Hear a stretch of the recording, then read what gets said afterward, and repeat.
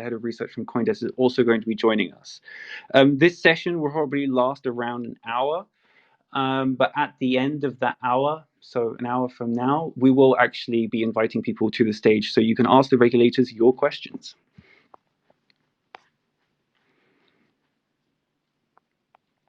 And we're just going to wait a few minutes for all of the speakers to join. If you want to go ahead on Twitter and maybe share that this Clubhouse is happening and the regulation, please feel free. Cool, and I can confirm that we are now recording. Cool, thanks a lot, Tom.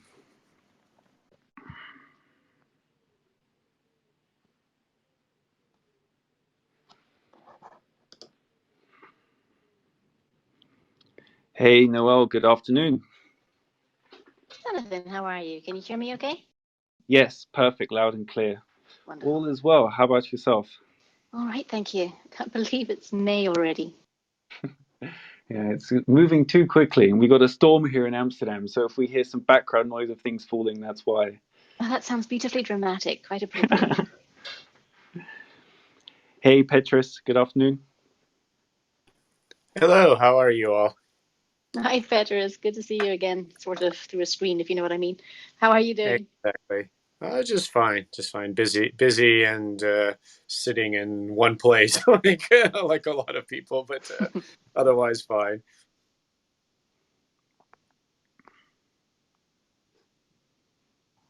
Hello, Hester.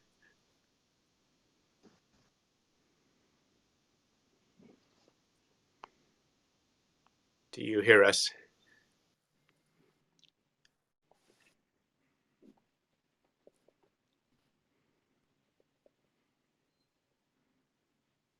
Oh, now you can hear me, right? Yes, loud All and right. clear. Good morning. Good I morning. hear you. Hi, Hester. I'm Good morning. Noelle. Very nice to meet you finally. Good to meet you as well. This is my first, it's my second 30 seconds on Clubhouse. Well, we're going to be here for another hour and a half, so hopefully by the end of this is a fairly comprehensive introduction. All right, I'll be an expert. Super. Well, thanks a lot for taking the time. I think we're going to wait for just a few more minutes for people to join, but I believe that we do have everybody here. So, Tom, whenever you feel like it, you can do your very quick introduction, and we'll go from there. Cool. Yeah, I was just pinging out invites. So if you've got folks that you want to invite, there's a plus button in Clubhouse that you can hit that and invite a bunch of people, and it'll ping them, let them know that we're in here. So yeah, welcome to the DeFi Clubhouse. Jonathan reached out to me and kind of let me know what he was up to, and I thought this would be a great talk to host in the DeFi Clubhouse. We have some really accomplished and intelligent people that Jonathan has put together. So yeah, pretty excited to this. The floor is Jonathan's. I'm just going to be here listening, and I'll help with moderation once we get to the Q&A. So cheers. It's all yours, Jonathan. Thanks a lot, Tom. I do imagine that people are going to be coming and going during the duration of this Clubhouse. So as a very, very quick introduction, I wanted to start with maybe just explaining why I wanted to put this on. So that's where, with crypto and blockchain really now going mainstream, I would say like regulation and mass understanding of the technology is really a prerequisite for the large-scale adoption, and most importantly, the integration of blockchain, crypto, DLT, whatever you want to call it, into the global economy. And with recent things like the Coinbase IPO, with the EU's progress on bringing clarity, and recently the German laws that came out recently where they said investors can now put 20% of their assets into crypto, we really see that the space is picking up. And with the recent appointment of Gary to the SEC, I think, with everything that's going on in the US, we're entering almost a new era of, let's say, blockchain regulation on the back of the large-scale movements with, let's say, crypto and blockchain and everything that's happening. So to start this off, I would love everybody to give a very quick introduction of themselves, as well as tell us about a fun fact, maybe something that's not so commonly known. So Noelle, why don't we start with you? And I was going to use the time to try and think of a fun fact to share. Anyway, hi everyone. I'm Noelle Acheson, Managing Director of Research at Coindesk, where we focus on explaining this fascinating space to institutional investors from the traditional world, which is, as you can imagine, challenging at times, but always a lot of fun. Fun fact, I grew up in Zambia and fell in love with the idea of Bitcoin when I came across it in early 2014 because I saw the potential for permissionless payments to change how remittances and local payments were made. Obviously, it didn't quite turn out to be the main use case that I imagined, but I did discover that the more I learned about it, the more I realized the problems involved, the more interesting it became, and I haven't looked back since. Cool. Thanks a lot. Thibault? Sure. Hi, everyone. So my name is Thibault. I'm an assistant professor, as Jonathan said 5 minutes ago, at Utrecht Law School. I also do research on blockchain and computational law at the University of Stanford within the Codex Center. I'm very pleased to be with you, but this is not my fun fact. My fun fact is that I was trained to become a professional tennis player. As you can imagine, I failed. Otherwise, I wouldn't be with you today, I suppose. But my best friend at the time is now world number 30 or 35. But I won't pronounce his name because he has a really bad reputation on if you follow tennis, but it wouldn't be too hard for you to figure it out. So I guess this is my fun fact. And thanks again for having me. Cool. Well, you're definitely making an impact with your research in the space. Peteris? Well, thank you very much. I'm Peteris Zilgavis. I'm head of unit for digital innovation and blockchain at the European Commission, responsible for the European Blockchain Partnership and the European Blockchain Services Infrastructure, the European Union Blockchain Observatory and Forum, and a collaborator on some of the legislative acts we might talk about today. A fun fact, I think I might adjust mine based a little bit on something that a couple of the previous speakers said. I started really closely following blockchain and Bitcoin. I had been aware of it a little bit earlier when I was a visiting fellow at the University of Oxford at St. Anthony's College in 2013 and 2014 and participated in the virtual currencies working group. And to just pull out a tennis related fact, but the old game, real tennis, the one that you play indoors and against the walls and on the roofs, I played that. I started playing that while I was at Oxford and played for the club against Cambridge, the club, not the Blues. And I was the worst person in the Oxford team, and I beat the worst person in the Cambridge team 10 games to 0. So that was my glory in a tennis racket sport. Nice. Thanks for sharing. Hester? I'm Hester Peirce, and I'm a commissioner at the Securities and Exchange Commission. And so I have to, because of that, I've got to give you my disclaimer, which is that the views that I represent are my own views and not necessarily those of the SEC or my fellow commissioners. I've been at the commission since January 2018, and crypto issues have been very much in the sight of the agency during the time I've been here, so it's something that I've spent some time thinking about. And my tennis fun fact is that my parents tried to get me to learn tennis as a child. I took tennis lessons, and I think I was the worst player that tennis teacher had ever had. And so because of that, I was forced to become a lawyer. If I may say something, Noelle, if you play tennis, we can organize a double. It will be quite nice since everyone's playing. I was just about to say, I'm feeling so reassured by your fun facts, Peteris and Hester, because I think you would easily beat me at tennis for sure. I think I've played maybe 2 games in my entire life before it was gently suggested that I take up something else. I can't believe this has gone into a tennis discussion. Thanks a lot for sharing, everybody. Well, that's the thing, Jonathan, about live conversations. You just never know. For sure. No, I was going to talk about surfing, but I switched to tennis. It seemed to be the stream of thought. All And good. one day, Well, one day, Peteris, we do want to get your surfing stories, okay?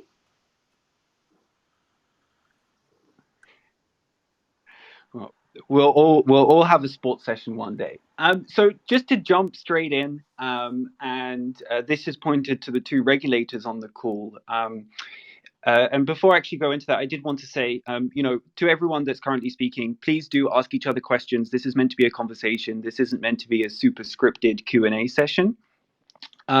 So one after another, we can just barrage each other with questions. So the first one that I'd like to lead with is to Peteris and Hester. Could you both share your points of view on why DLT regulation is so important, and the positions that you're taking in the space? You called me first, so I'll this time speak and let Hester follow me with perhaps some wiser observations.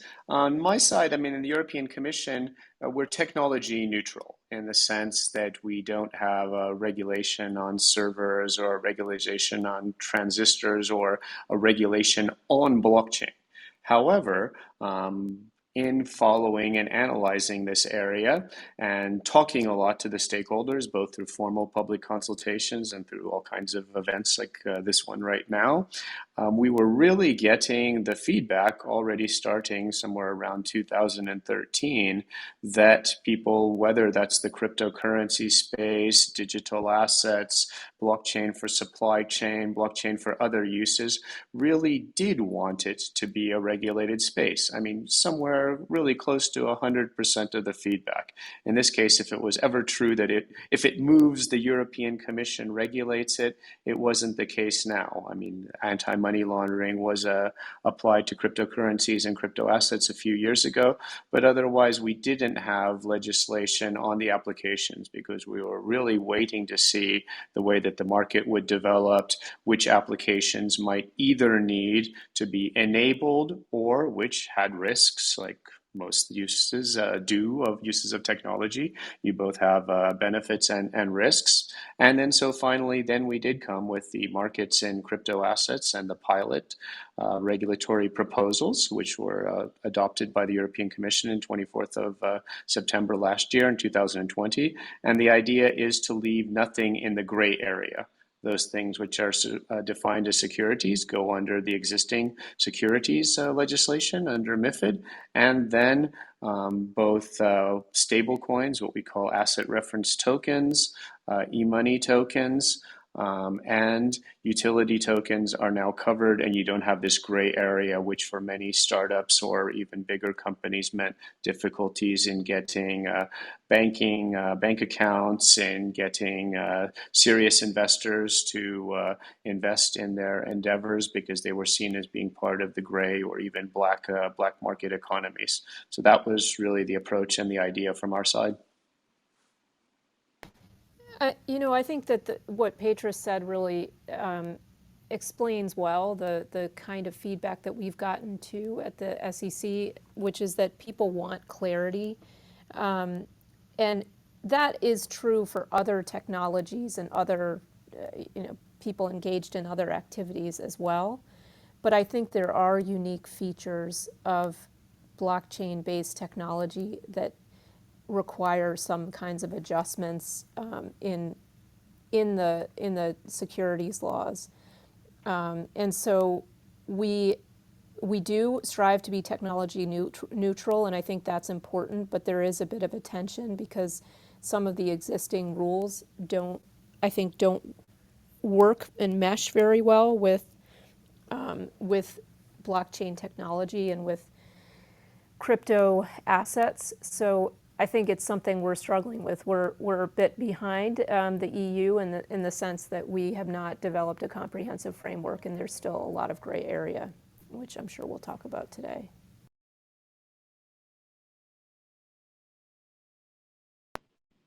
Super. Thanks a lot for sharing. I think just following off on that, and the last thing that you said, Hester, is, what are your thoughts on, a coordinated global regulatory, let's say, overview for crypto assets and blockchain technology? Is this something you're hopeful for, optimistic?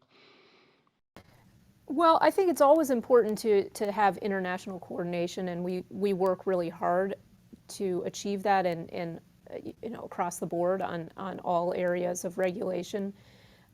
Whether we can come up with with an agreement with a regulatory approach that we all agree to, I think that's unlikely. Typically what happens in financial regulation is that we all meet together, we talk about things, we tend to agree on some general principles, and then we all go home and we apply those in a way that's appropriate for our own jurisdictions.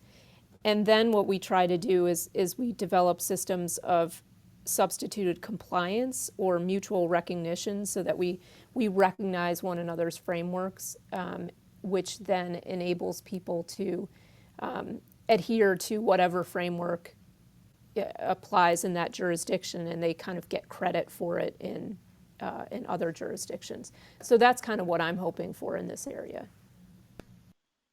I mean, I can only agree with that, obviously. I mean, we aim to collaborate with all the other jurisdictions, I mean, ranging from the United States to Canada to Japan to South Korea, etc., and others. But in the end, we have different legal systems, different legal cultures.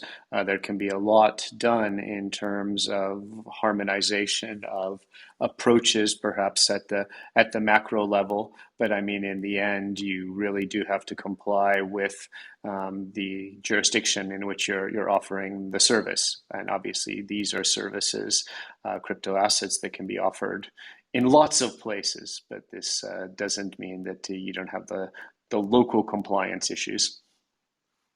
If I could jump in with a question, if you don't mind, Jonathan. Both Hester and Peteris have touched on something that I've long been fascinated by. I live in Europe, but Coindesk is based in the US, so I have a privilege of straddling both jurisdictional styles. And I have been wondering for some time about the different approaches.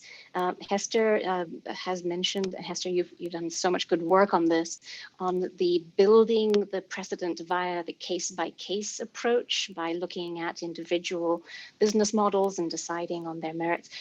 Whereas the European Union seems to be taking a much more top-down approach, figuring out an overall policy before pronouncing on individual cases.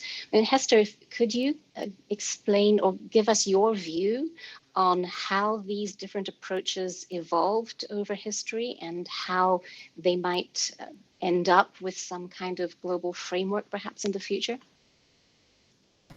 Well, I think that in the US, we have a pretty principles-based securities regulatory system. And so what that means is, there are these general principles. You're supposed to adhere to them. It doesn't matter if you're doing crypto or very standard traditional securities activity. Those principles are kind of laid out, and you're supposed to use your judgment and consult your lawyers and figure out how to comply. And so what does happen is that securities law gets built through case law. And that's both cases that we bring and settle, but really more importantly, cases that get litigated and make their way through the courts. And so we have, the very famous now Howey case, which was an instance where there was a very specific set of facts about an orange grove that worked its way through the courts, and you get this precedent, which then is what is used for people to figure out whether or not they have an investment contract or not. And so we sort of proceeded, I think, merrily along our way using that approach and thinking that approach would suffice here as it has in so many other cases. I think that the EU was smart to try to take an approach of laying out a regulatory framework that made things much clearer up front, because there really are some areas here where it's not immediately obvious, even for people who have spent a lot of time thinking about securities laws, where some of these things fall. But it just isn't typically, we do often develop law through cases in the US. And so it's not necessarily going to be expected that we create a regulatory framework. Now, in lots of contexts, I make the argument if we're bringing or considering bringing an enforcement case, I make the argument that we need to make sure that the law was clear, that the boundaries were clear before we start bringing a case. And there's sometimes, sometimes reasonable minds disagree on whether or not the law was clear. This happens to be an area where I think that the law is not clear enough, and I think until it's clear, we really need to focus on building a framework and then then think about bringing enforcement cases. That's an interesting comment, especially the bringing in the Howey ruling into the conversation. So I have a quick follow-up, if that's okay. And Peteris, I'd like your take on this.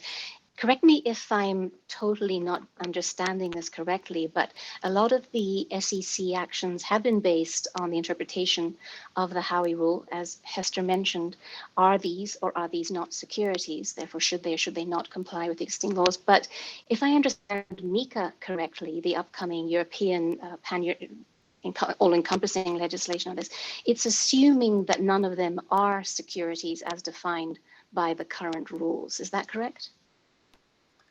Yes, I mean, the whole framework that we have for MiCA and for the securities tokens is that MiCA covers everything that's not a security. We do have a whole set of the crypto assets, the digital assets, which are securities, and those come under MiFID, under the Markets in Financial Instruments.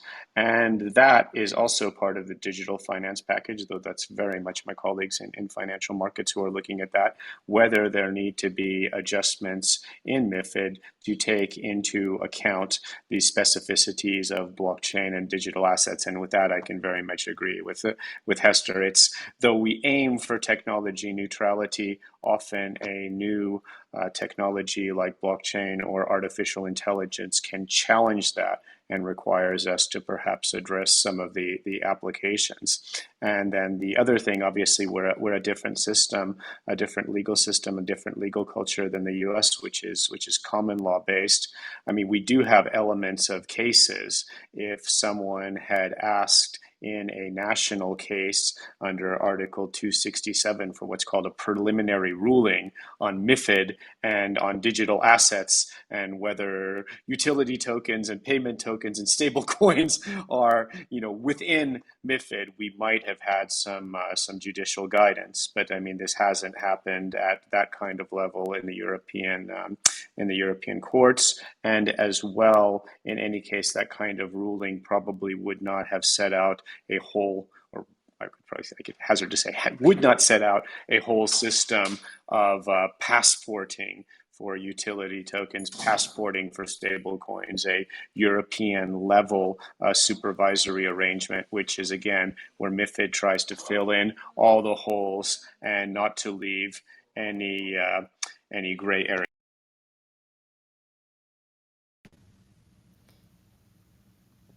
Peteris, can you talk a little bit about how you all define utility token? I mean, yes, it's we have exact wording in the legislation, which I can look for because that's always better. But trying to stay more informal now, it's basically something. It's not a security. It's not what comes under the financial instrument under MiFID. It's not meant for payments, and it is not a stable coin. It's something that is intended to be utilized only within a decentralized system to run the decentralized system and is exchangeable within that system, which is kind of my paraphrase of it, but there's an exact definition that we have in the text. So does that mean that it can't trade on a secondary trading platform? It can trade on a secondary trading platform, but that should not be the main use of it. And then if it goes to trading on the secondary trading platform, then it is governed by our rules within MiCA on the secondary trading platforms. It's the issuance. It's the issuance that's basically the difference on whether you need a white paper or not a white paper and the approval. I see. Hester, does that conform to how the SEC would define a utility token, to the best of your knowledge? I mean, we haven't really, we have not defined utility token, and I don't know that we would unless we built a special framework for crypto. So, I mean, part of the difficulty with the application of our framework is that it really does get to is the token being offered as part of an investment contract, which means that that offering is a securities offering. It's not really clear what then happens to that token as it trades subsequent to that. And I think that's one of the pieces that we've probably not been as clear on as we need to be. So it's kind of challenging because once something is part of an investment contract, then what happens with subsequent transactions? That's something I think we really need to grapple a bit. I can jump back in because now I found the exact wording, which is relatively short. Utility token means a type of crypto asset which is intended to provide digital access to a good or a service available on DLT and is only accepted by the issuer of that token. If I may say, I do have a comment, and then it will transform into a question, especially for Peteris and Hester. Of course, being the academic in the room, I have to play that role. And, when I hear the desire for clarity, which is the objective of academic work, I'm objectively happy. And which is not, by the way, always the objective of the regulator. I mean, if you talk about data protection, the objective is not necessarily clarity, it might be something different. Competition law also has a different objective.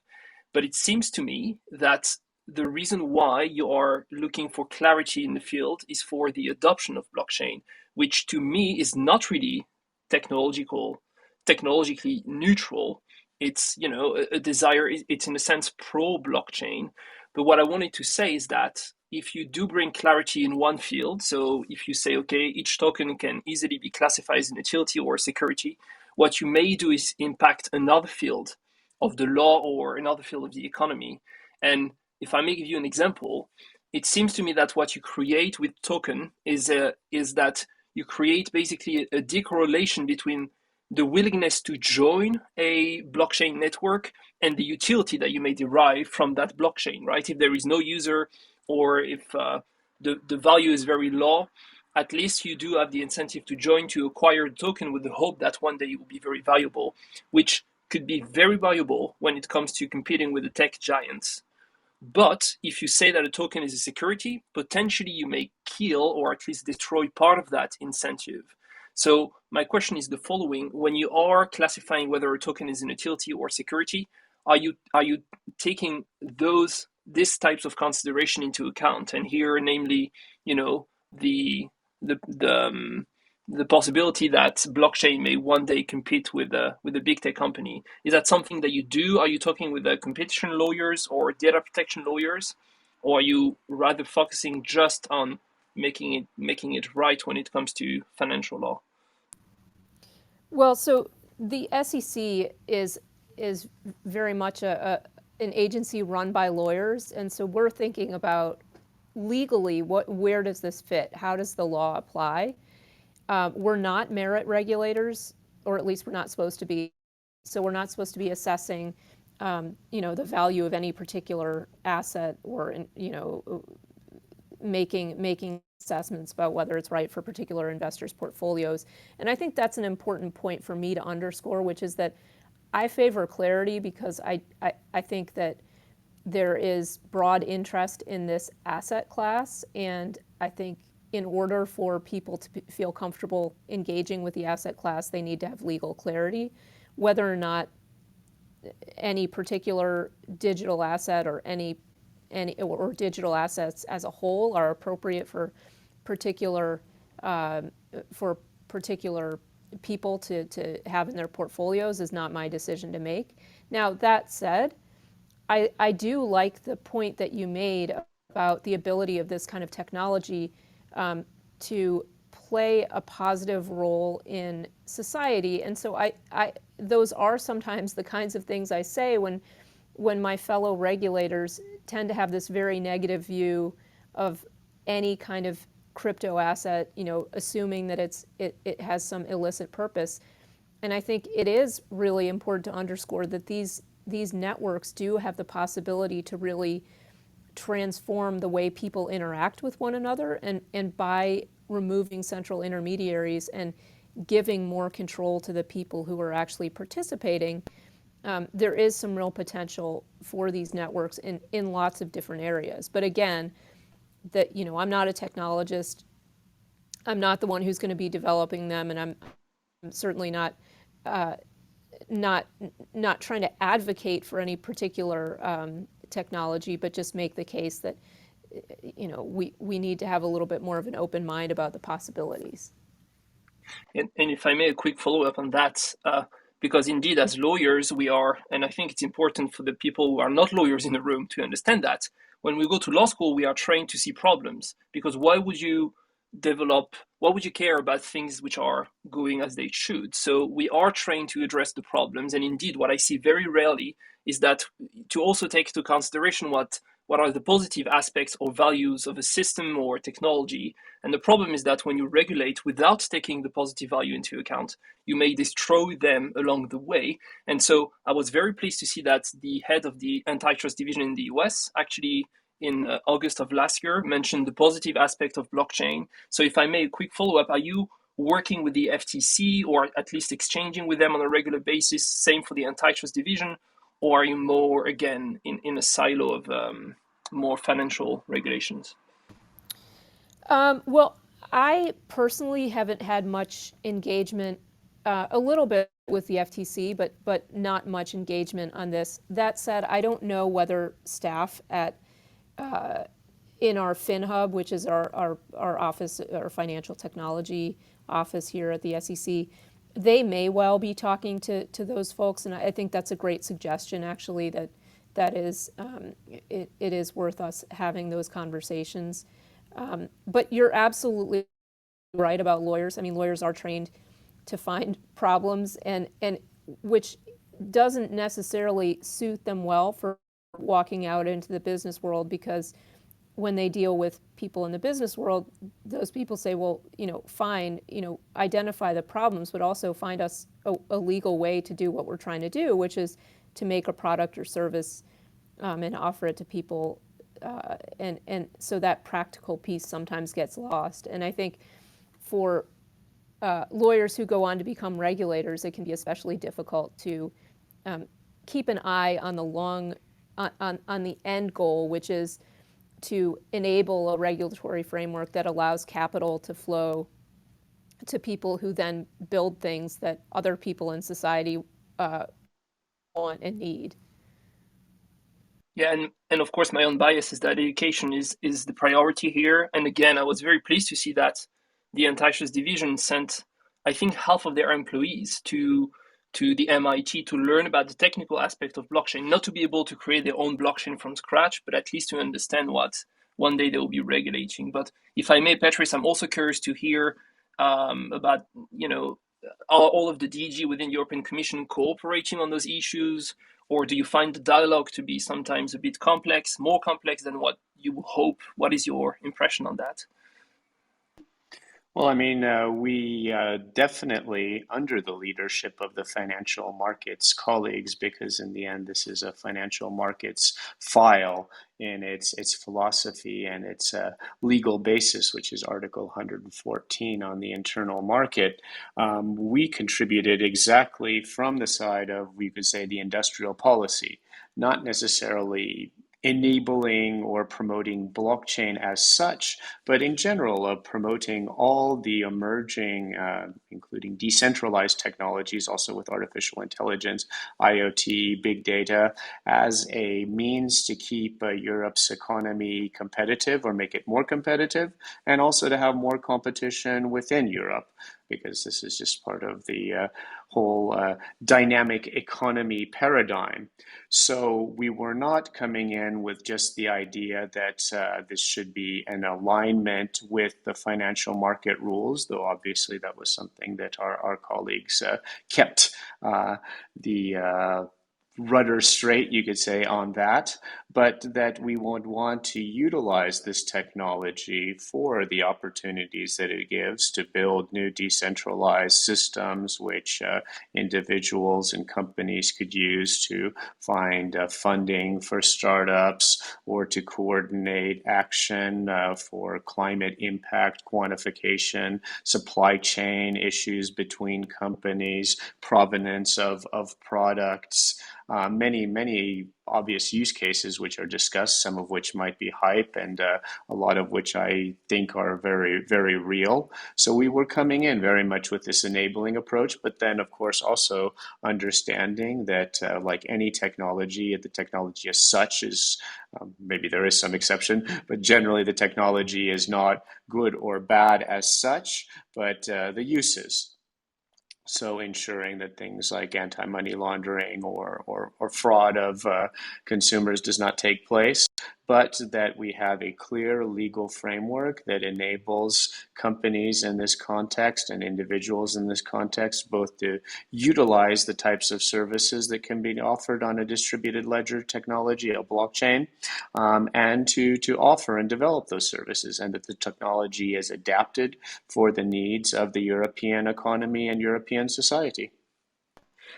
If I may, and then I stop talking, but in those dark times where everything's falling apart, at least that's what we are told, I think what you shared and Hester shared is I mean, I see that as incredibly positive, because in the field of competition law, which I know a little bit about, the long-term view isn't, I mean, if it's there, it's not obvious.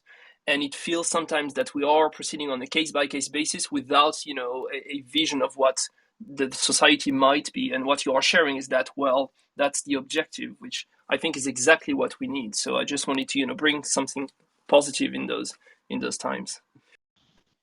Well, thank you for that comment. And actually, I didn't answer one of your questions. In fact, one of my collaborators in my legal team working for me came to me from DG Comp, and I also know very well that you know more than a bit about competition law.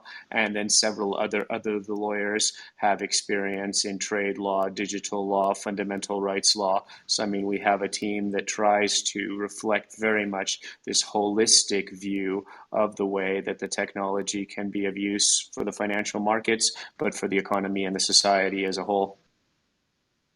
I'll jump in if that's okay. On the technology issue that Thibault touched on, I totally agree that we do need to keep an eye on the competition that's coming down the road. But as you mentioned earlier, Peteris and Hester, also regulators tend to not regulate technology, they regulate outcomes. And as with any new technology, we're all still trying to figure out where this technology is going and what it will eventually be used for 10, 20 years from now. But I have a question pulling on what you were talking about, Peteris. I'm familiar with Hester's work in proposing sandboxes where companies can try out their services, how they interact with the real world rules, as well as other segments of finance. I'm not so familiar with the EU's approach to sandboxes. Could you fill us in on that? I'm very, very glad to. One of my favorite subjects. I made the Oxford reference, which I will not belabor, but actually my main subject of engagement was following how Project Innovate and the FCA's regulatory sandbox was being developed, and then publishing on this in an innovation principle context. When I came back to the European Commission, basically we set up the European Blockchain Partnership together with those 29 countries. It was 30, but the UK left as they left everything. All 27 EU member states, Norway and Liechtenstein. And we're building a European blockchain services infrastructure, which is rolling out use cases, deploying, not piloting, in areas like self-sovereign identity, RegTech, regulatory reporting, diploma, authentication. And it's being done as a regulatory sandbox up until now informally, but we're building something that's not foreseen in legislation, not prohibited, but in a lot of ways is challenging sometimes frameworks or rules that are predicated upon something being a centralized infrastructure. And now with the Digital Europe program, which is our financing program in the next multi-annual budget, we are actually moving to having also a formal regulatory sandbox being connected to it. And we will have open calls for proposals for innovators from Europe to come and live test applications that they want to roll out on blockchain together with supervisors, regulators. This is going to be coordinated and connected with a fintech sandbox, which is also being financed by us in the same program, but which will be run by my financial markets colleagues. And then as well, you've probably heard of, or I can in short announce it, the other part of the legislative package that had markets in crypto assets is the pilot regulatory sandbox plus for markets infrastructures that are utilizing distributed ledger technologies. And why it's a sandbox plus is because it can lift the requirement for a centralized securities depository. So actually using this opportunity that the blockchain gives us to not have such a centralized structure and having it removed for a test period of up to 5 years, and then based on the results of that live testing and live rollout, permanent changes can be made. Hester, for those listening in that aren't familiar with your sandbox proposal, could you talk us through it? Sure. So I recently released a second version of this, but it's a safe harbor that's intended to allow a project that's ready to do a token distribution event to do so without worrying about the securities laws application.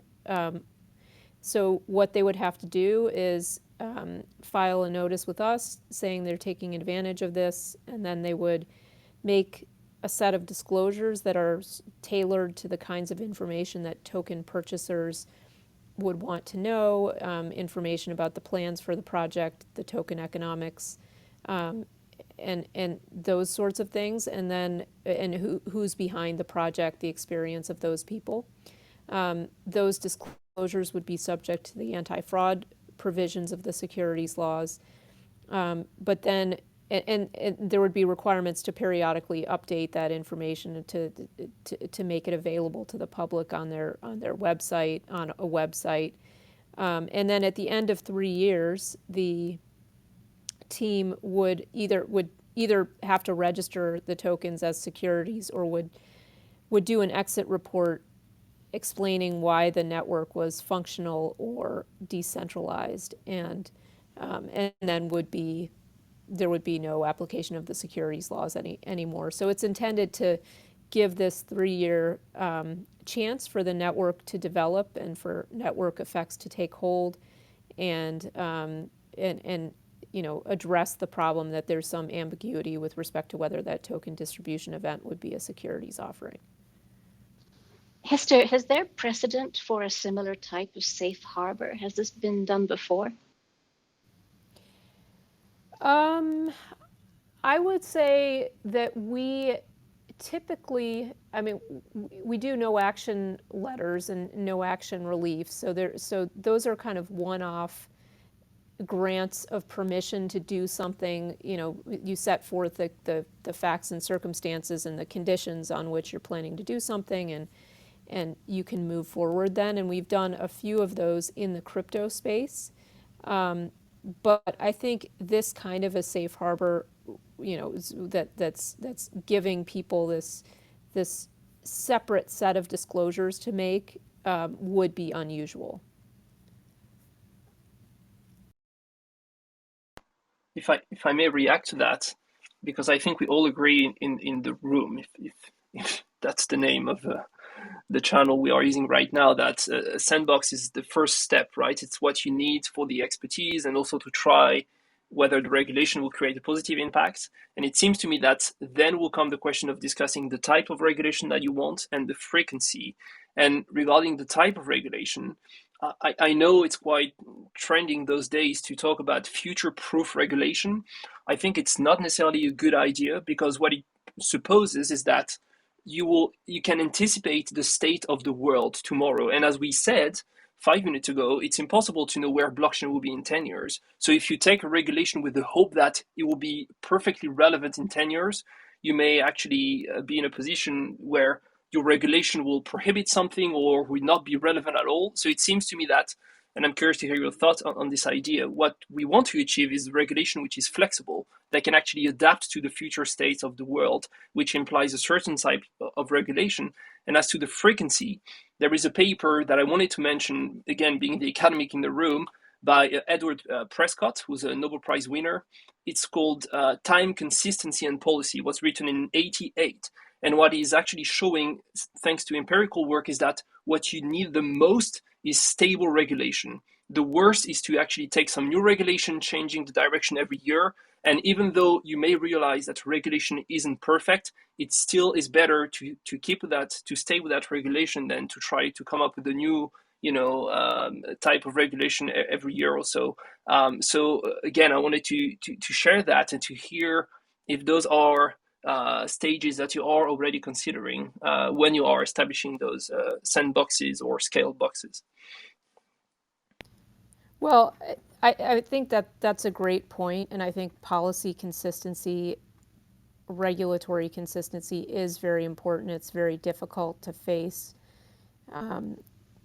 swings in regulation, and so you do want to have flexibility. I think that's an important point, so that the regulations can stay constant, but they can adapt as technology changes.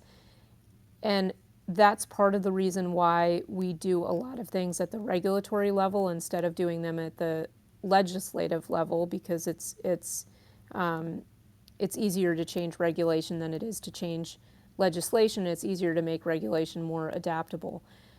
So I think a lot of people would hear what you said and they'd say, exactly, that's why we do not need to do anything different for crypto, because the securities laws and regulations were built to be adaptable. And if we come in and we change them in response to this technology, then we're creating policy uncertainty. And certainly I have a lot of sympathy for that point of view, and I'm drawn to it because I do like this broad principles-based approach. But I think with respect to crypto, there's some areas where it's not providing the purchasers of tokens the kind of information that they actually need to get. And two, I think it is actually making it very difficult for people to build out networks. I just really don't see how it comports with the existing regulatory structure if you're applying the securities laws. So that's why I've come to believe that we do need to do something different here. But I hear what you're saying, and I do have, I'm not going to say I'm without qualms when I'm suggesting building something that is very specifically designed for a particular technology. I mean, I would just intercede to comment. I think Thibault has a point that perhaps nothing can be truly future-proofed, but I mean, I do think we should aim for our regulatory proposals to be future-proofed. Otherwise, we risk, really in the short term, locking in processes or economic transactions into existing technologies if you get too specific and if you start just trying to address the issues of today and not something that, can come up. But I think you're very right as an academic, as a legal academic, always to say that probably there's no hope of getting this 100% right. But you could do it much worse and just legislate for the next 5 years. Hopefully, we're aiming that the legislation has a much longer shelf life and can accommodate changes in the technology and also adapts to hash graphs and tangles and things that perhaps share a lot of characteristics with a blockchain or a DLT, but by some purist definition would not be the same thing. Whether we could handle a transition to, I don't know, decentralized biological computing with the legislation that we've drafted. I mean, that's for the beholder to say whether the Wow. success is there. Uh, thanks ever so much for all of this. Just a quick note: in around 13 minutes, we're going to be opening it up. So anybody that's listening, you can come and join a question. You can ask a question. One thing that I was looking to understand is if you look at how the financial system has kind of evolved with technology, and it has been built in this very centralized way. Could you share maybe a vision of what you see might change over the next 5 to 10 years, or what you would like to see change when we talk about the real tangible use cases and integration of the technology in the economy?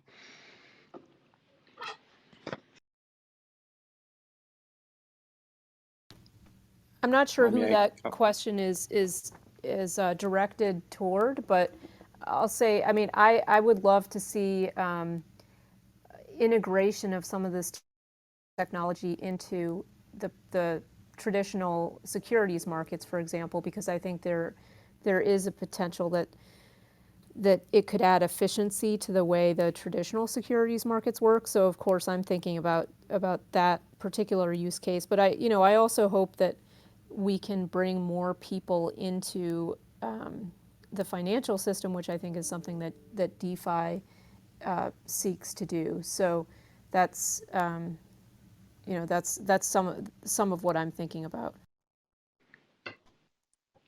Fully agreeing with that and just expanding on it slightly, that, I mean, different use cases that really put the citizen at the center and allows them to manage their own financial engagement includes a lot more people in the financial system, financial inclusion.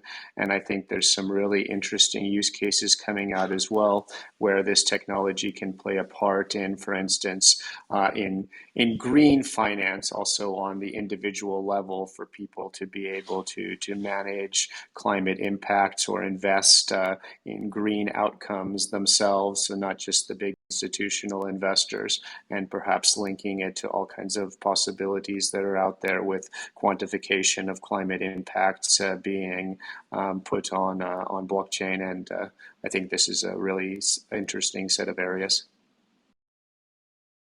Cool. Thanks a lot. And as we're in the DeFi group, maybe this is a really vague question, but what are your thoughts on the current, like, what's happening in the DeFi ecosystem? I mean, I personally think it's pretty fascinating to watch the growth and to watch just the speed with which different kind of problems are being tackled and addressed.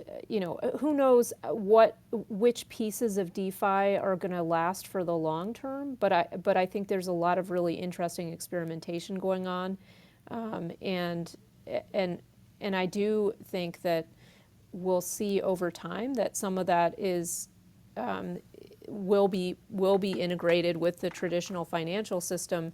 I know that's not what a lot of DeFi people want. A lot of DeFi people want to do away with the traditional financial intermediaries, and that's fine. I think for a subset of people, that will be the way they go. But I do suspect that some of this is going to be looped into the traditional financial system and will allow it to serve more people and to serve them more effectively. But it's still pretty early, and I think there are lots of questions about scalability and those kinds of things. But I'm having fun watching the space.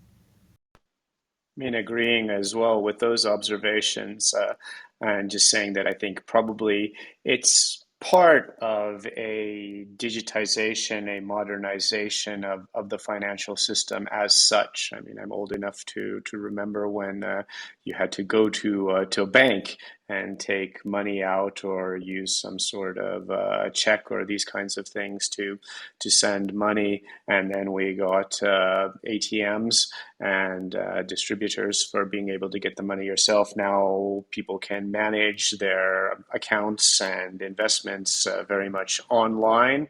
And then DeFi both will be adapted, I think, into the classic financial system and make it even more responsive to the individual, which I think is something very positive. Plus, I think we will be getting some kinds of disruptive innovation that will allow individuals and companies and startups to do things, I mean, perhaps completely themselves outside the financial system where it is more efficient.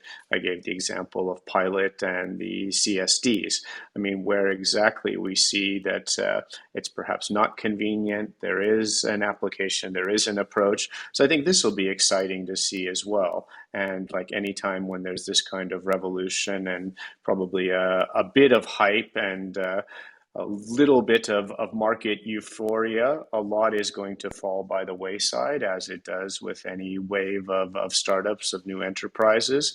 But I think there will be a lasting impact, and I think the lasting impact will really be on empowering the individual to hopefully do more him or herself. And what's perhaps especially exciting, and why I like the decentralized systems and the utility tokens intellectually, for people to design, I mean, really their own systems, or they're part of a decentralized system themselves. I totally agree with those observations, Peteris and Hester. It is fascinating to watch. I confess it took me a few years before I understood the potential, and watching institutions get interested in DeFi, watching established financial institutions as well as the investors start to understand how this can broaden the market that they have access to, as well as reduce costs and a whole lot of things. But one observation from covering this space, this market, for quite a few years is that we do have a tendency to take on words and change their meaning. And we all know of many decentralized applications that aren't very decentralized. So this brings me to something I've been wondering a lot about: definitions. People call me a pedant with very good reasons, but how important is taxonomy in this? I know that the EU has done some work on this. And Hester, I'll ask you first. How important do you think it is to define these terms before we can have some kind of comprehensive regulation, or do you think we define them as we go along?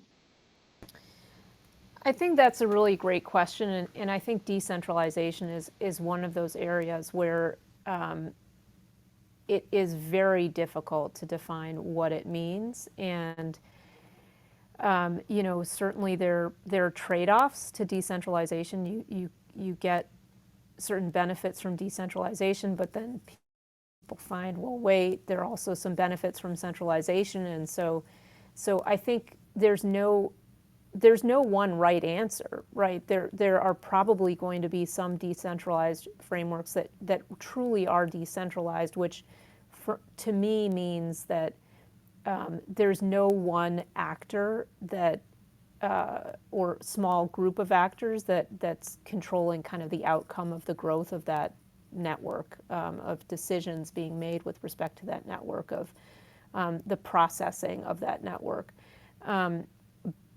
But I think there are going to be others that find that having a more centralized framework, sort of quasi-centralized, that works for other purposes. So I think I'm more inclined to say you shouldn't try to develop a taxonomy that will force everything to fit in one mold, or either centralized or decentralized.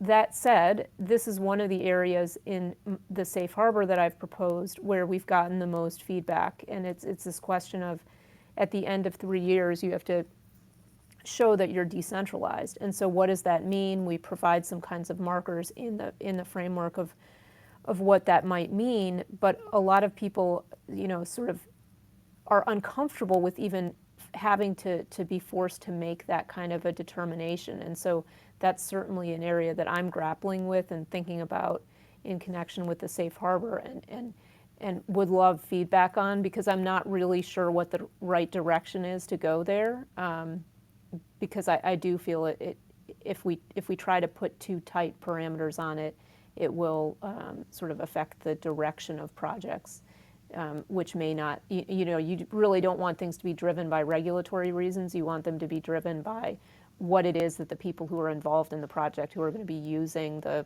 product or service, what do they want, what works for them. And especially with concepts and technologies that are evolving so fast. Peteris, what are your thoughts on this?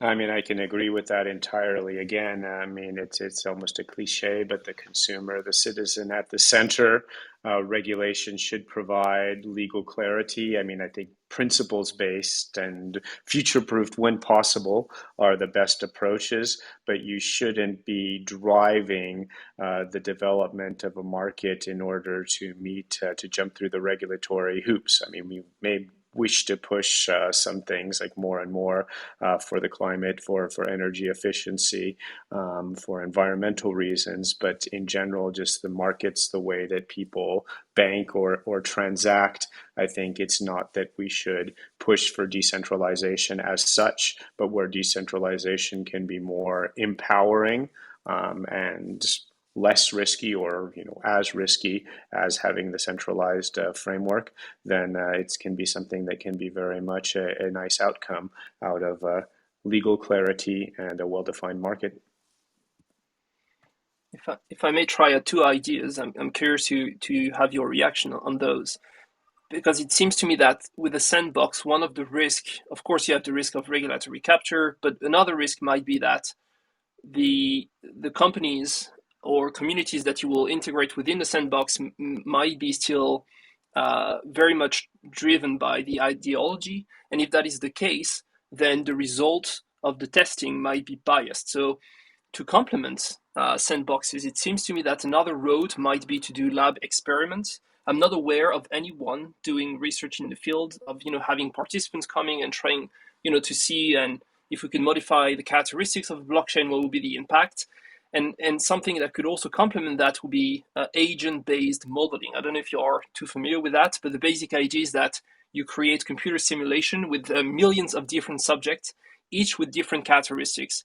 And you may introduce a new rule of the game, so it might be a regulation, and see where the people end up, which again might be a way to complement sandboxes in my view. And I'm curious to hear if you have been considering those two.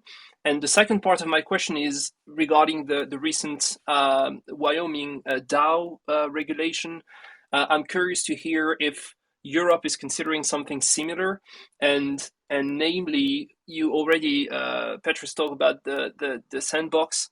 I'm curious to hear if DAO-related blockchain project will qualify for this sandbox. And the same question for the self-sovereign identity, which I think might be the next NFTs when it comes to those blockchain craze. I might be wrong on this one, but I'm curious to hear again if DAO and self-sovereign identities related project will qualify in the US and in Europe for those sandboxes.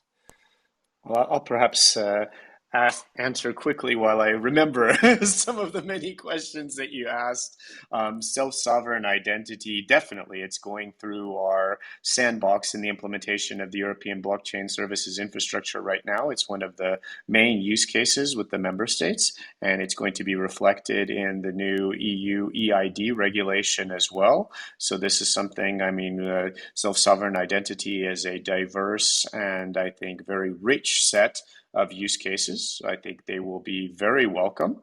I think the DAOs could be interesting as well. There we have to look whether that should be in the fintech sandbox or in the blockchain one or in both. This is something I think we have to be very open and flexible on. And I think the sandbox concept, it's basically two-way regulatory dialogue based on proportionality, with the exception of the aforementioned pilot.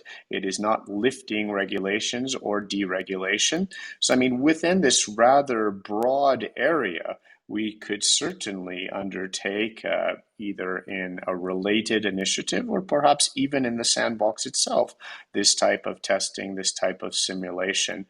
Coming out of the FinTech Action Plan, we had a FinTech Lab, which was regulators and supervisors with vendors, service providers who have a product on the market for the financial sector and who discuss that without a live testing part with the regulators and supervisors. So that's something else that we have as complementary. But I mean, exciting ideas. And I mean, I think this whole innovation promotion area has room for a lot of things that perhaps have not been narrowly defined or foreseen yet. This is a little bit in the sense of this future proofing, that we don't set out everything beforehand as if we understood the whole world and how it's going to develop today on the 4th of May 2021. Excellent. Thank you very much. Hester? Well, I like the idea of trying to figure out ways that we can use technology and our better ability to use data and use computing resources to figure out how something might work in practice. And I think that's regulators are always looking for tools to do things like that. So I think that can be helpful. But I think a lot of the experimentation is just going on in the private sector. And I tend to be someone who, you know, has a bit of, even though I've suggested that we try to think about sandboxes, I have a lot of skepticism for the idea that regulators are really the ones to be the guiding hand of innovation. And I think it's far better when experimentation can occur without the involvement of regulators, because, you know, regulators just are not, Peteris aside, regulators are not innovators, and their personality is really, an outlook tends not to be. Now I'm making a gross generalization, but really innovation happens best where there's incentives and where in the private sector, and so that's where I would like to keep most of innovation, you know, to the extent that regulators need to be involved to sort of provide the space within which that can happen. Okay, that's fine, but I just don't want us to be the ones making decisions about what it is society wants or needs. Thanks ever so much to everyone. Would anybody in the audience, if you would like to ask a question, please raise your hand. And Tom, I think you have a little bit more experience with this. I would like to point out that this is being recorded, so if you do come and speak, also an acknowledgement of that. All right, we have somebody coming up now. Cool. If you don't mind, I'll kick things off with a question. Sure. For the regulators, so one thing that strikes me about DeFi and regulation is that when you look at regulation and why it exists, it's mostly because, you know, sometime in the past a bunch of people were transacting with each other and some things went wrong, and people generally started being unhappy that, hey, why don't we just have a rule that, you know, people can't do this, it'll make markets more efficient, right, and everybody can transact and not have to trust that they're not getting screwed over or something like that. And then that continues to happen for decades and years, and then we have a lot of different rules that we need to follow, and most of them came around for good reason in the past. Now what we're seeing with DeFi is that a lot of the premises that prompted the regulations that exist today to be created in the past are no longer true in the smart contract blockchain paradigm. For instance, you know, we have the ability to guarantee that assets are available in a smart contract and can be released under certain conditions, and you know, nobody can change that, and it's easily inspectable in the code. So my question for the regulators here, given that you agree with kind of what I've just said, is how do you see, if it's even possible, kind of it seems like we need to repeal some regulation in order for it to be compatible with DeFi because it's no longer necessary in the DeFi blockchain paradigm. So do you agree with that, and do you see a way forward to achieving that? I mean, just a quick reaction. I mean, I was mentioning one example that with the pilot regulation, we will be taking away the requirement for the centralized security depository for markets infrastructures utilizing DLT that don't need them. I mean, at least on a testing basis, a regulatory sandbox plus basis, but which could become more permanent or permanent. And as a matter of fact, we have a goal, I don't know if we always meet it, but of retiring one piece of legislation in the EU by the European Commission for every new piece of legislation that comes in. And that's perhaps the positive and the easy side of my answer to you. The more difficult side is, and I mean, I also was participating as a commentator to, I think, upcoming, if it hasn't been released yet, World Economic Forum paper on DeFi. Part of the problem is a little bit the definition of what is DeFi, if you want to say that it's a completely new or a completely different sector. I mean, I think it does often come into specific areas of the financial services, or which have their own regulation for that particular service, for that particular part of the market, or it's not in financial services at all. So you almost have to look at it, if not case by case, at least type of service, type of offer by each one. That said, I mean, again, I think we have definitely an ambition and a vision of trying to help these new kinds of decentralized systems succeed in Europe. I mean, as long as they're meeting the consumer protection and investor protection needs. So I think that's a great question that you ask, and I think again Peteris is a little bit further ahead in thinking this through very practically in terms of how it's going to play out in figuring out whether certain regulations can be lifted or not. Conceptually, I certainly agree with you. I think that the issue is that we have to, as a society, have these conversations about regulation and about whether we are willing to create these zones where the regulation is going to be in the form of, you agree that you're going to be bound by this smart contract, and so there's no recourse if something goes wrong. And I'm comfortable with that if people entering into those contracts are, they're aware of what they're entering into and they're doing so voluntarily. But I think we have in this country a fairly high degree of desire on the part of a lot of people to be able to go to someone when something goes wrong. So, for example, I get people coming to me and saying, well, and this isn't decentralized, but they say, well, I have an issue with a crypto exchange, for example. And, my response is, well, I don't regulate those. And so, or I have a problem with a particular, I lost money on a particular crypto token that I bought.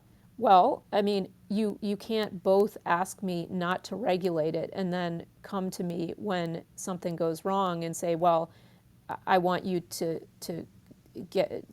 solve this problem for me. And so I just think we really need to have some of those deeper conversations about what do people feel comfortable with in terms of a regulatory framework, and whether certain things can be left out of that regulatory framework. I personally think that people should be able to opt in and out of regulatory frameworks, but it's not my decision ultimately to be made.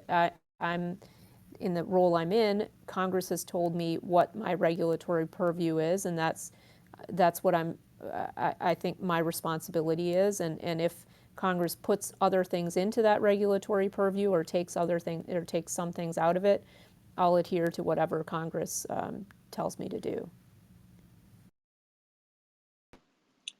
Yep, great answers, Peteris. I'm very excited to hear that you removed the custody requirement for certain types of security tokens. Is that a sandbox environment, or is that something that is being planned to roll out as a kind of ongoing thing? Yeah, I shouldn't personally get credit because especially on that was very much our financial markets colleagues, perhaps influenced by some writing and the sandbox that we're running at the European Blockchain Partnership. But it's going the regulation in our legal system. Regulations are proposed by the European Commission. Then they are debated and negotiated and adopted by the European Parliament, the directly elected representatives, and by the Council of the member states, all the member states. So it's in that process right now. Once it is adopted as a piece of European legislation or regulation, then it will be implemented. And this is not for securities tokens, but this is for the market infrastructure. So, I mean, you could have security tokens, probably will have security tokens in there, but it's the market infrastructures that are being tested with these regulators then could ask for the CSD requirement to be dispensed with. And you can read the whole thing online as well if you want much more detail on the way that it will work. But it's still being negotiated, so there could be still some small changes. The scope of what can be submitted could be made a bit larger or a bit narrower, for example. Got it. That's great. Yeah, it's a big a major blocker for a lot of different crypto projects out there. So exciting to hear that. I think we have folks up for questions. Koi, were you up for a question, or were you already, or was it Xenophone? It was me. Just a quick question. First of all, thank you for giving me the stage and for organizing this amazing call. My first question is a bit more on the semantics for the actual sandboxes that are being planned. How many firms will be allowed within these sandboxes? When will it start officially? And on that note, what is the ultimate goal of these sandboxes? Is it to get crypto startups to embed themselves into the existing regulatory system? Or is it to collect data for changing the laws or updating the laws to make them more custom for this emerging new crazy industry that we are in? Or is it both? I mean, from my side, I would say it's both. I mean, I underline the sandbox as being a two-way regulatory dialogue. The regulators, the supervisors, the policymakers learn from what's in the field. And I agree with Hester as she was complimenting me by saying that I'm an exception as an innovator. I don't know about that. I mean, it's the innovation is going to happen in the private sector, but what we as policymakers can do is we can try to build frameworks that are conducive for this innovation happening in the private sector while ensuring the consumer protection or environmental protection, et cetera, that we have a mandate to maintain continues. And so the sandboxes, I mean, in our case, we're waiting for the budget to be approved, or the work program, more precise, to go into our lingo, to be approved. And then the open calls should be coming up. Something, as someone who's been studying the various sandboxes in the EU and now the UK separately and in other parts of the world, something which usually comes as a surprise is that you don't necessarily have a deluge of applications. You don't have thousands of companies. On the one hand, these are at least informal precedents which are acting to a little bit harmonize the law, or at least harmonize the way that the law is being applied. So people see themselves in previous cases or find what they're doing already covered in the legislation, or, which believe it or not, even in Europe still, it's not regulated, and it's something you can just do as long as you don't violate other things like anti-money laundering or criminal law. So, I mean, we'll expect a whole set of innovators who will want to test with us, who will want to ensure that what they're trying out can be rolled out at scale and not have some loss of investment because they've gone down some route which is not feasible for legal, regulatory, or other reasons. And yeah, that's the goal from our side. And for us at the SEC now, you can come in for what we call no action relief, which means that you it's a one-off thing. You describe your particular facts and circumstances, and that has been the case. That's not just a crypto thing. That's for anything that you're trying to do that requires, that you feel might be a departure from the way things are normally done, and you want to come in and you want to get assurance, at least at the staff level. Typically, it's at the staff level that they're not going to recommend an enforcement action if you do something according to how you laid it out.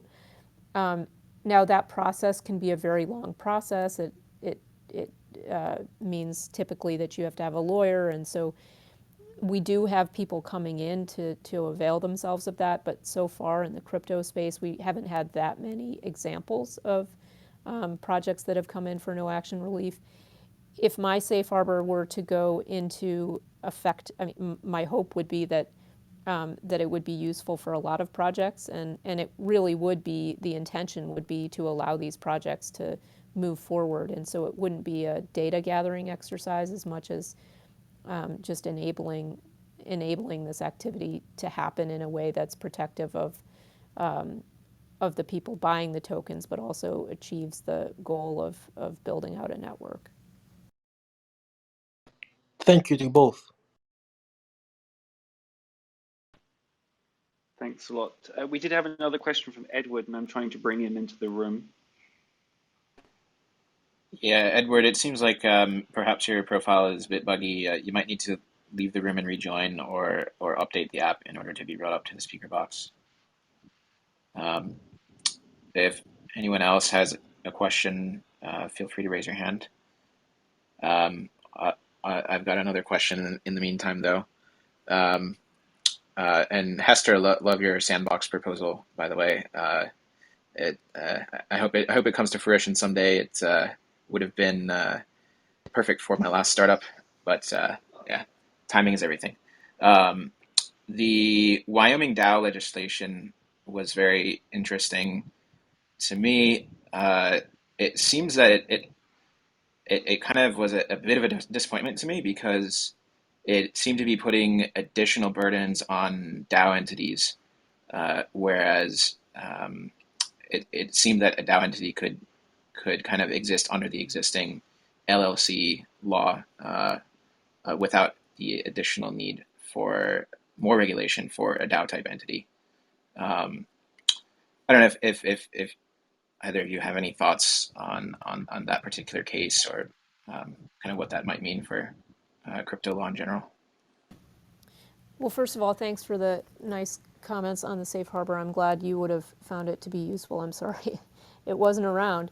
But in terms of DAOs, I think that I haven't studied the Wyoming legislation. I know that the intent was to build a framework, or at least my understanding is the intent was to build a framework within which people could build DAOs and they could function in the existing system. And I think it is important for us to be thinking now about whether DAOs can just function, with the rules the way they are, or we need to do something different. Again, we're as regulators, we're very used to having centralized entities to which we can go and get things, and to that we can hold liable if something goes wrong. And so how does that work with respect to DAOs? I don't think I have fully, I don't fully understand that, and I think that that's something that we need to be thinking about as early as we can. So it's something that I always like to encourage law students to be thinking about and writing about. But maybe you're right. Maybe there aren't particular any special accommodations that need to be made. Well, as a member of Metacartel Ventures, which is a investment club LLC based in Delaware, which is governed by DAO smart contracts, I can say that the members that are non-American of that particular entity are very unhappy with the tax implications of being based in the U.S. as a DAO. So that is one area that would definitely folks would like to see improved. I can't help on the taxes. I know you can't, yeah. Michelle, you have a question? Yes, hi, thanks. I'm really enjoying this. I teach blockchain law in San Francisco, and I was also a member of the California Blockchain Working Group.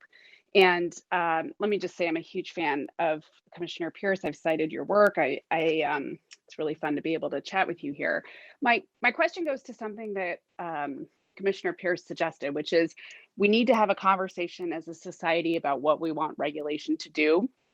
And I've thought a lot about this, about the balance between innovation and public protection. And the working group had a lot of discussions about this in California. I'm not sure exactly how to do it without more community education about what blockchain is, what crypto is.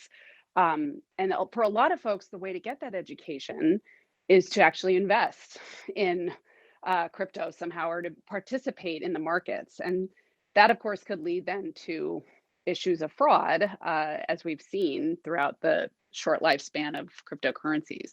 So I'm not sure, I guess I'm asking, how are you folks working to educate our communities, especially those who may not be naturally disposed to want to learn about technology, but actually could really benefit from knowing about some of this?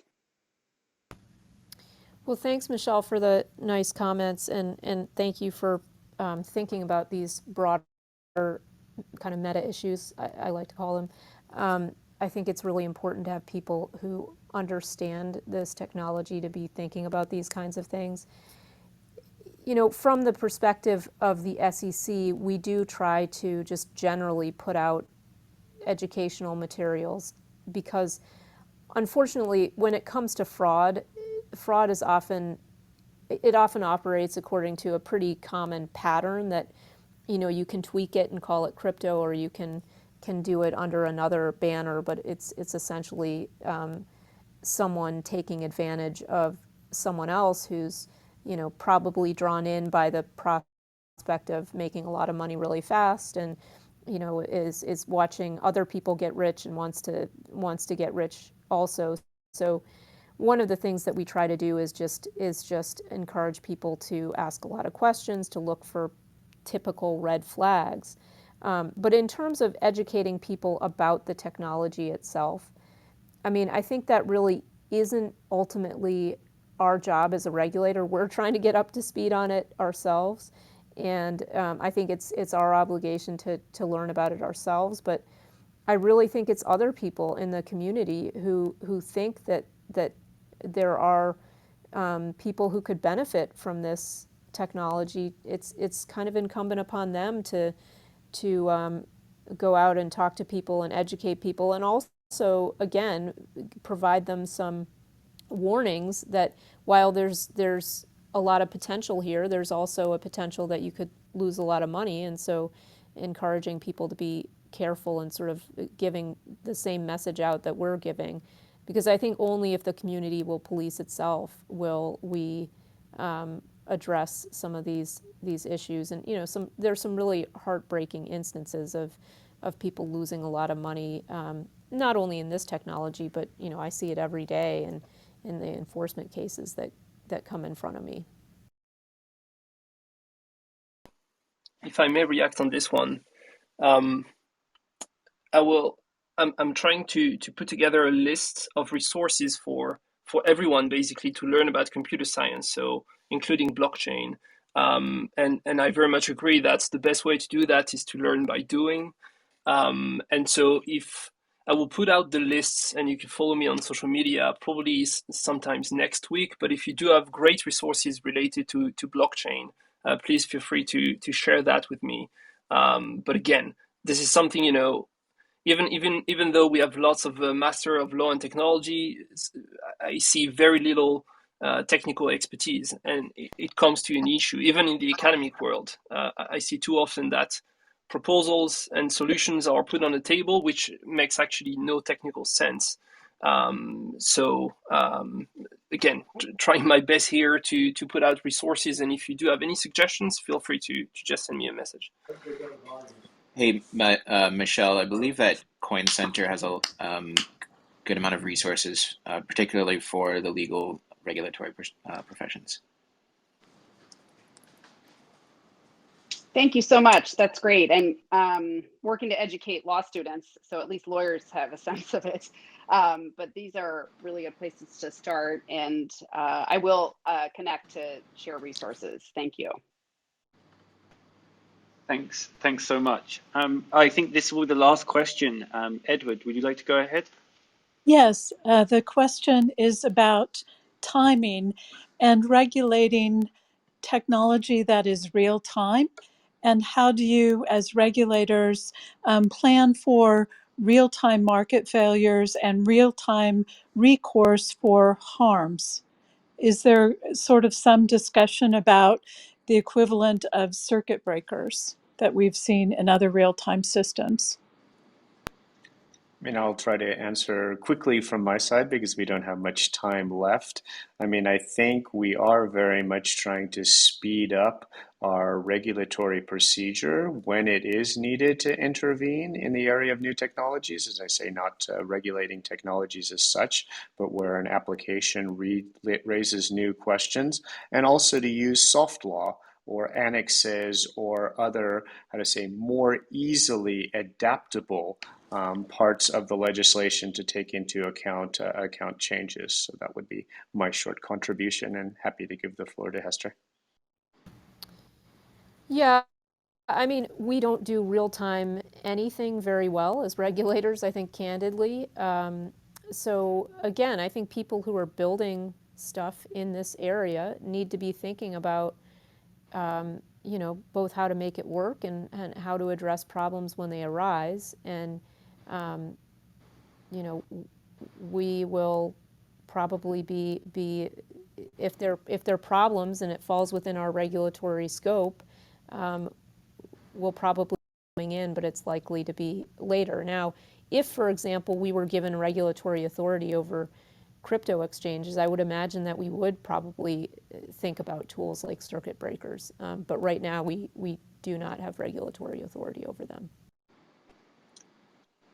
And so from the perspective of somebody building in the DeFi space, I would say that the industry is relatively self-correcting in that regard as well.